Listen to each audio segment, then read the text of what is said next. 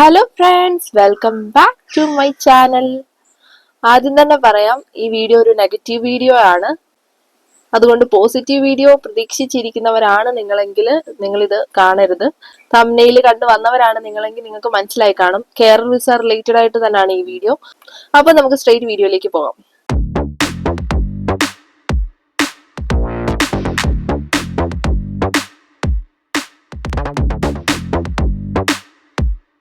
എന്റെ last video Kerala visa related video ആയിരുന്നു. ആ വീഡിയോയ്ക്ക് ശേഷം കുറെ കമന്റ്സ് വന്നു.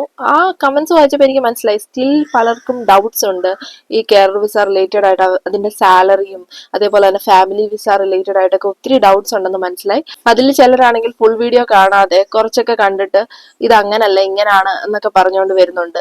സോ എന്തായാലും അതിനൊരു ക്ലാരിഫിക്കേഷൻ തരാമെന്ന് വിചാരിച്ചു. എനിക്കറിയാവുന്നതും ഞാൻ പലരോടും ചോദിച്ചറിഞ്ഞതുമായിട്ടുള്ള കാര്യങ്ങളാണ് ഷെയർ ചെയ്യുന്നത്. അതുകൊണ്ട് തന്നെ നിങ്ങൾക്ക് മിസ്റ്റേക്സ് എന്തെങ്കിലും തോന്നുന്നുണ്ടെങ്കിൽ നിങ്ങൾക്ക് കമന്റ് ചെയ്യാം, ഒരു പ്രശ്നവും ഇല്ല. അത് മറ്റുള്ളവർക്ക് യൂസ്ഫുൾ ആകും. ആദ്യം തന്നെ ഞാനൊരു കമന്റ് കാണിച്ചു തരാം. ഈ കമന്റിന്റെ അകത്ത് പറഞ്ഞിരിക്കുന്നത് ആനുവൽ സാലറി ഒന്നും ഇത്ര ഇല്ല, അതേപോലെ തന്നെ വിസ റിജക്ഷൻ ഒക്കെ ഉണ്ട് എന്നൊക്കെ പറഞ്ഞിരിക്കുകയാണ്. ഇതിൽ ഞാൻ നേരത്തെ പറഞ്ഞ കാര്യങ്ങളൊക്കെ ഫേക്ക് ആണ് അങ്ങനെയൊക്കെ പറഞ്ഞിട്ടുണ്ട്. സോ ഇതിന് താഴെ വന്നിട്ട് ഒരാൾ കമന്റ് ചെയ്തിട്ടുണ്ട്, ഇതുപോലെ 30,000 ആനുവൽ സാലറി കാണിച്ചു കഴിഞ്ഞാൽ ഫാമിലിയെ കൊണ്ടുവരാൻ പറ്റും 3 to 4 monthsനകത്ത് എനിക്ക് കിട്ടി എന്ന് പറഞ്ഞ് ഒരാൾ കമന്റ് ഇട്ടിട്ടുണ്ട്. Anyway big thanks for that person. കാരണം ഇങ്ങനെ കിട്ടിയ കാര്യങ്ങൾ മറ്റുള്ളവരോട് ഷെയർ ചെയ്യുമ്പോഴത്തേക്ക് കുറച്ച് ആൾക്കാർക്കെങ്കിലും സത്യം മനസ്സിലാക്കാൻ സാധിക്കുമല്ലോ. ഇതിൽ കമന്റ് ഇട്ടവരുടെ ഒന്നും പേര് ഞാൻ കാണിച്ചിട്ടില്ല. പക്ഷെ നിങ്ങൾ എന്റെ ആ വീഡിയോ പോയി കാണുകയാണെങ്കിൽ അതിന്റെ താഴെ കമന്റ് ഒക്കെ അതുപോലെ തന്നെ കിടപ്പുണ്ട്, ഒന്നും ഡിലീറ്റ് ചെയ്തിട്ടില്ല. അപ്പൊ ഞാൻ എന്റെ കഴിഞ്ഞ വീഡിയോയിൽ ഞാൻ പറഞ്ഞത് കേരള വിസ വരുന്നവർക്ക് 13 to 15 അകത്താണ് സാലറി എന്നാണ് പറഞ്ഞിരിക്കുന്നത്. അല്ലാതെ 15 മുകളിൽ സാലറി ഉണ്ട് അങ്ങനെയൊന്നും പറഞ്ഞിട്ടൊന്നുമില്ല. അതേപോലെ തന്നെ നിങ്ങൾക്ക് ആനുവൽ സാലറി 30 കിട്ടുന്നുണ്ടെന്നല്ല ഞാൻ പറഞ്ഞിരിക്കുന്നത്.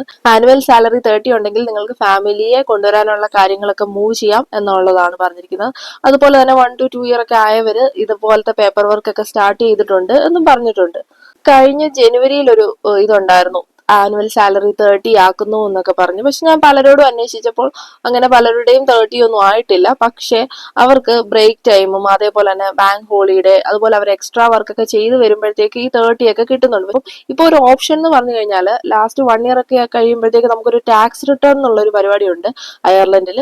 സോ അത് ചെയ്യുമ്പോഴത്തേക്ക് ആ കിട്ടുന്ന ഡോക്യുമെന്റ്സ് കാണുമ്പോഴത്തേക്ക് ഈ 30 എബോ ഉണ്ടെങ്കിൽ അത് വെച്ച് വിസയ്ക്ക് അപ്ലൈ ചെയ്യാം, അങ്ങനെ ഒരു ഓപ്ഷൻ ഉണ്ട് എന്ന് പലരും പറയുന്നുണ്ട്.